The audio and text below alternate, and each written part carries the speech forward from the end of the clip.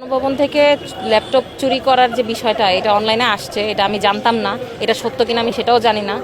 আর আপনারা যেটাকে চুরি বলতেছেন, আপনারা এই যে যারা দাঁড়ায় আছে না ভাইয়ারা, উইথ ডিউ রেসপেক্ট, আপনারা যদি গণভবনে থাকতেন কেউ কোনো কিছু না নিয়ে আসতেন না। কেন করতেছে এটা আসলে আমি বুঝতেছি না, আমি জানি না। এটা আমার কাছে খুবই লজ্জাজনক লাগতেছে। কারণ আমার কাছে ফিল হইতেছে যে আমাদের চারপাশে যে সমস্ত মানুষদেরকে আমরা অনলাইনে চিনি, তারাও যদি অসুস্থ হয়, তারাও যদি এরকম কোনো একটা কিছু হয়, তাদেরকে নিয়েও ট্রল করা হবে। এখন এটা আমার কাছে খুবই ভয়ঙ্কর এবং বিভৎস বিষয় মনে হইতেছে। আপনার সাথে কোনো স্মৃতি আছে কিনা?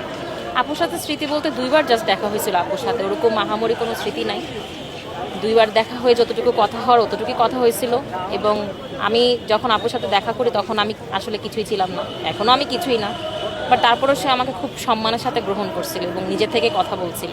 তো এই বিষয়টা আমার কাছে খুব নজর কাড়া লাগছে যে এত বড় একজন ইনফ্লুয়েন্সার, বাংলাদেশের এত বড় একজন সেলিব্রিটি আমার মতন একটা সামান্য মানুষের সাথে সেরে এসে এত সুন্দর করে কথা বলতেছে।